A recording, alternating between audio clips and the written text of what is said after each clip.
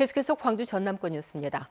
최근 광주와 전남의 코로나19 신규 확진자는 다소 줄고 있지만 안심할 수 없는 상황들이 이어지고 있습니다.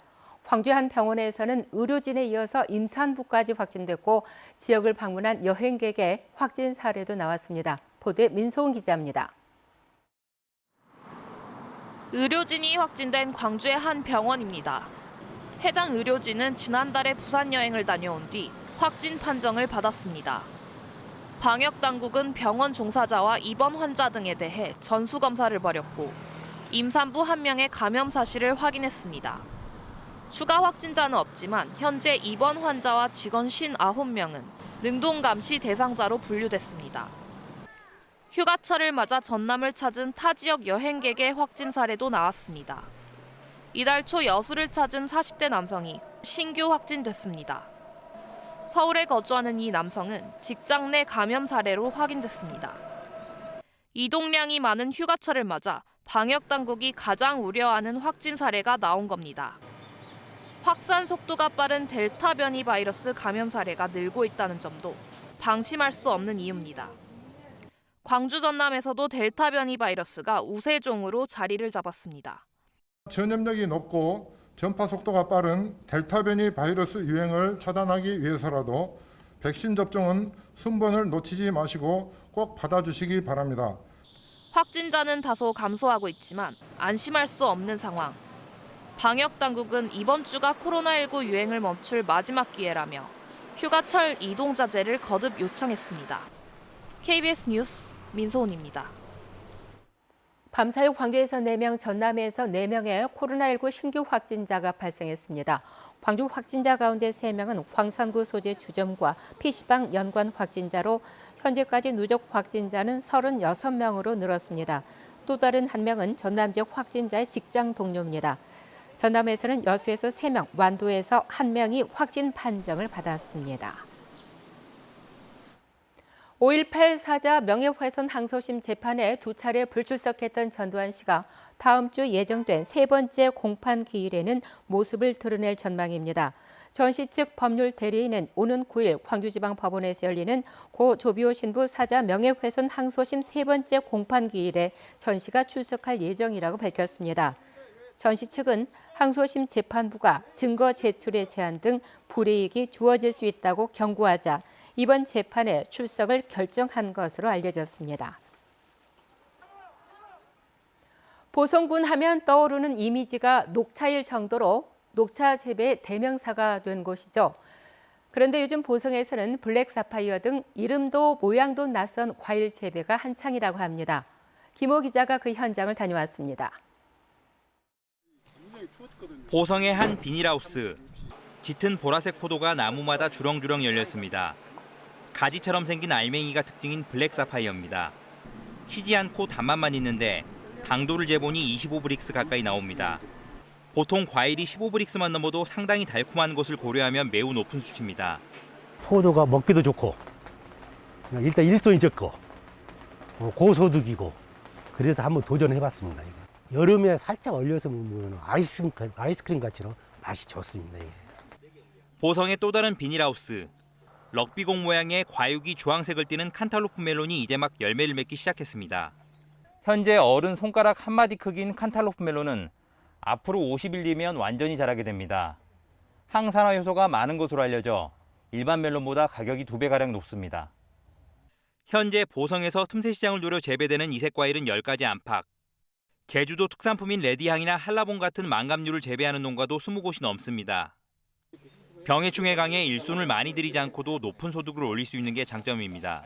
최근 기후 변화와 이상 기온에 대비해서 저희들은 IRT 작목과 소규모 면적에서도 고품질로 생산될 수 있는 고소득의 농산물들을 발굴하여 보성군은 시험 재배로 경제성을 검증한 뒤 이색 과일 종류와 재배 농가를 점차 늘려갈 계획입니다.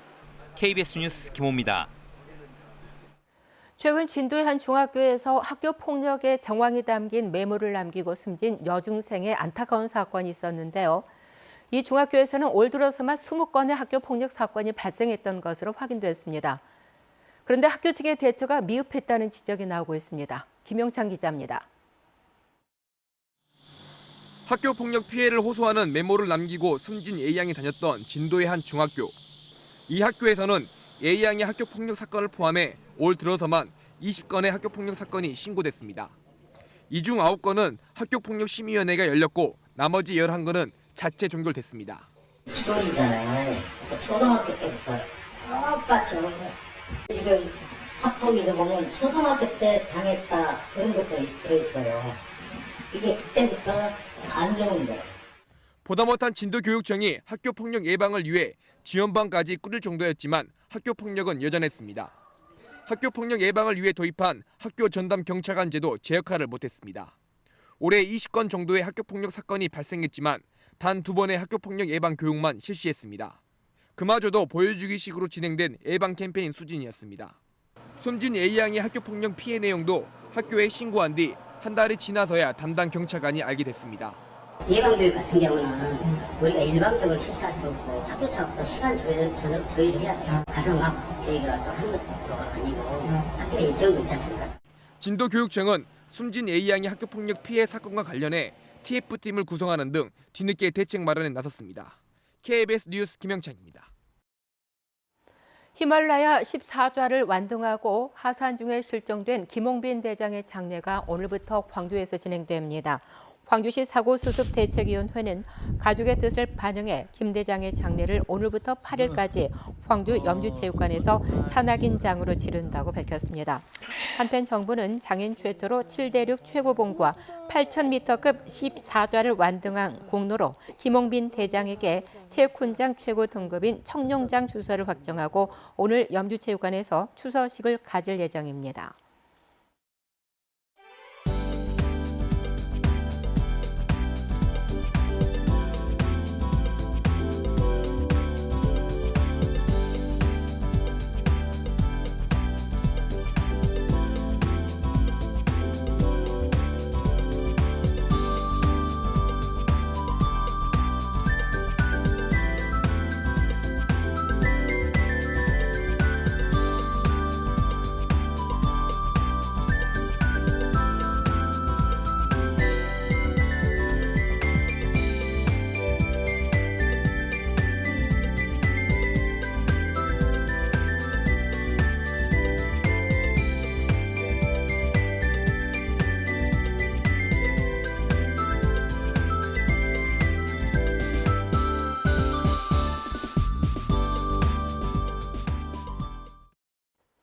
요즘 끈적끈적한 날씨에 더 덥게만 느껴지시죠? 광주 전남 대부분 지역에 폭염특보가 발효 중인데요. 오늘은 어제보다도 더 덥겠습니다.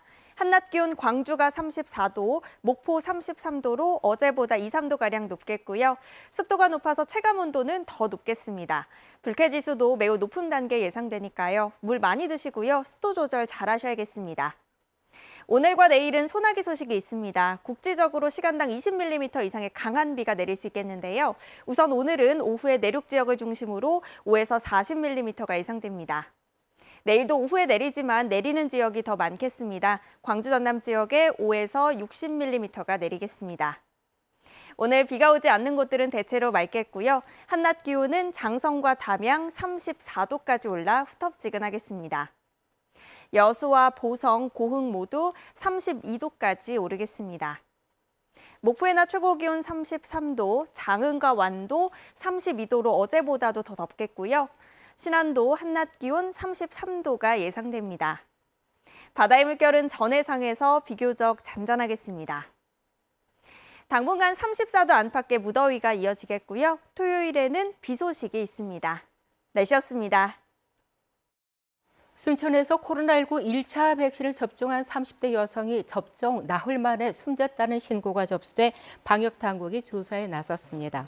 전라남도는 지난달 29일 순천시 보건소에서 화이자 백신 1차 접종을 한 31살 A씨가 접종 나흘째인 지난 1일 자택에서 쓰러져 숨졌다는 신고가 접수됐고 질병관리청이 백신 접종과 사망의 인과관계를 규명하기 위한 조사를 진행하고 있다고 밝혔습니다. 숨진 A씨는 장인 운동선수로 접종 직후부터 어지러움과 오한 증세를 호소했고 평소 기저질환은 없었던 것으로 알려졌습니다. 전라남도와 광양시, 포스코가 수소산업 육성을 위한 업무 협약을 체결했습니다. 이에 따라 세 기관은 수소버스와 화물차 특수 충전소, 수소출하센터 구축, 수소 연료전지 발전 사업과 수소 시범도시, 수소 특화단지 조성에 협력하기로 약속했습니다.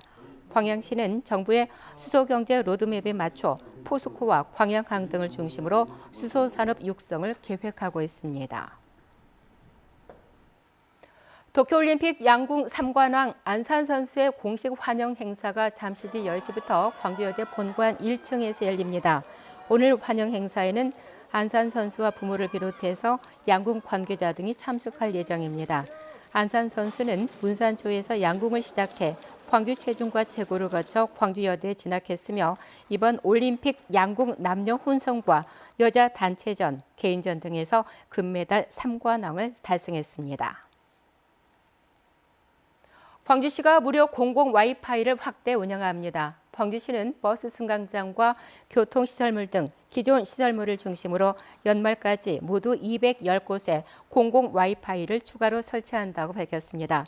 현재 광주 2,300여 곳에서 제공하는 공공 와이파이 서비스는 스마트폰 설정에서 선택한 뒤 접속하면 비밀번호 없이 누구나 이용할 수 있습니다. 광주 도심 외곽에 버스 도착 안내 단말기가 추가 설치됩니다. 광주시는 보행과 시야를 방해하는 버스 노선 안내판을 철거하고 노선 안내도가 포함된 일체형 단말기 76대를 도심 외곽에 설치한다고 밝혔습니다. 현재 광주에는 총 995곳의 정류소에 버스 도착 안내 단말기가 설치되어 있습니다. 한국전력이 창업보육센터 운영기관으로 신규 지정됐습니다.